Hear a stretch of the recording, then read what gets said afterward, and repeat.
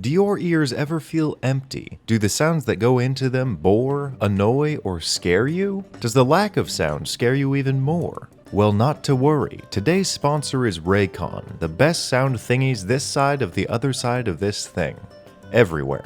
They're the best everywhere. I've got the black everyday E25 earbuds, and listen here buds. They sound just as amazing as other top brands for only half the price. Or 15% less by going to buyraycon.com/runesmith. With 6 hours of playtime, Bluetooth pairing, radical bass, and this charger that tastes terrible, you can enjoy such bands as Spiral Mouth, who made the Twinsanity soundtrack, or Minecraft covers of top hits while doing virtually anything. Here's me wearing them. Here's me climbing a tree while wearing them. Notice how they're not falling out, and Eminem is motivating me at light speed to reach the top of this tree. You want them now, right? Well, go to buyraycon.com/runesmith to get your own pair because I'm using mine. That's the ad, and here's some more content, I guess. Welcome to Mechanus, the most terrifying and absolute apex of order run by the ugliest constructs any of the Outer Planes have ever seen.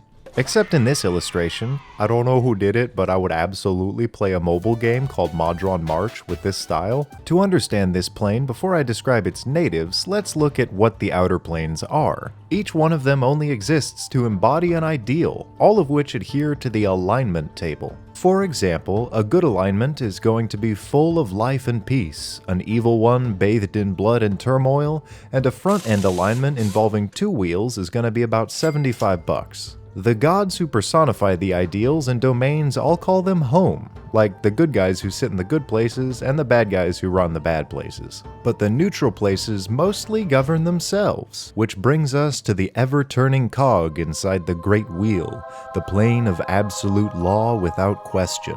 The video title, I don't know why I build these up. Actually, it's called Nirvana, so here's a censored water baby that you can exhale sharply at. In this plane, law and order is carried out across the infinite cosmos and all corners of the multiverse to such a degree that no god, no infamous lich, and no ruler of any plane is safe from the decree carried out by Mechanus. The entire place is aligned with the ticking of a giant clock, the cycles that repeat themselves like in Dark Souls, and an incomprehensible set of laws that even an immortal doesn't have enough time to learn. And who are the agents of Absolution, the inevitable cosmic guardians of conservation? Well, that would be this steaming pile of bootleg minion with arms that a puppy could snap by barking. I also figured out why I hate them. It's not their eyes. It never was. It's their fucking lips. These Alice in Wonderland looking ass, juicy leather flesh DSLs that protrude from a clockwork body.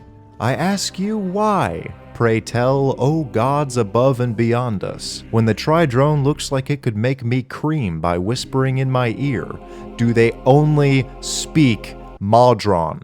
You could have made them telepathic, you could have given them all iron giant jaws or aperture eyes or steel plating, but no. We get bulbous muscles that ask to be moisturized every 10 minutes. I'm so angry I'm gonna shit my pants and cum. Okay, back on track. I want you to know one cool thing about them, is that they're all the same being. The entire plane, technically, is run by Deus Ex Machina, the gods from the machine. Fuck, actually, you know what? This is just the Matrix, and this guy right here is Agent Smith. At the center of the ever-turning clock is the processor of the hive mind, who I'll get to in time.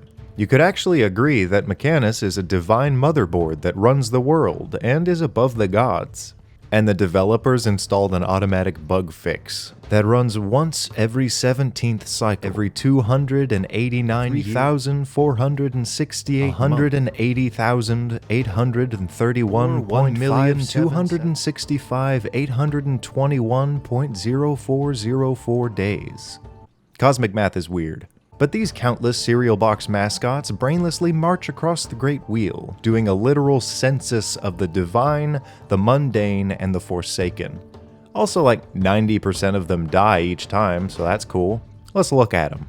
The monodrone. It can only do one thing at a time and only say up to about 48 words, like most of us on a bad day. The duodrone, who can do 2 things and make 2 attacks, like watch TikTok in the office at the same time. The tridrone, who can do 3. I wish there was some sort of motif here that I could follow. Anyway, it's capable of directing lesser Modrons, slobbing your knob, and making a javelin attack at the same time. The Quadrone, a cheap quadcopter that boasts photo and video but has horrible reviews and is unlikely to work upon delivery. The Pentadrone, a disdainful starfish that can make 5 attacks and fart like Wario. It's smarter than the others. And the unrecorded, naturally, are the Hexadrone, the Septadrone, the Octadrone, the Nonadrone, the Decadrone, the Undecadrone, Duodecadrone, Tridecadrone, blah blah, all the way up to the horrifying Decakissa Myriachidrone. That thing will fuck you up. It can attack a number of times equal to 10 to the 300,003rd power. When a big Modron dies, it instantly becomes dust, and a lesser Modron gets an upgrade, so they're unstoppable. And above all those guys, finally, is Primus. He sits at the center of his brass tower, knowing all things and simply running the system.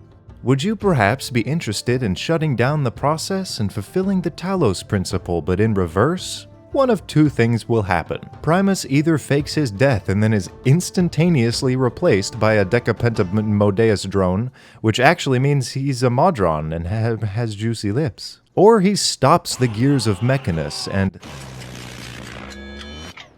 you're dead. But I'm sure if you go to Mechanus to gather info and not start a war, you might have a good time. There's this dumb rule that makes no narrative sense, but when you fight there, all damage you do evens out. So I guess it doesn't matter where you hit the guy, it'll do the same as stabbing him in the gut. Also, in rare cases, a Modron can defect. But I don't like that they say that this is possible or improbable, because it's near impossible. Having a defective Modron is like winning the lottery. It's 1 in 300 million.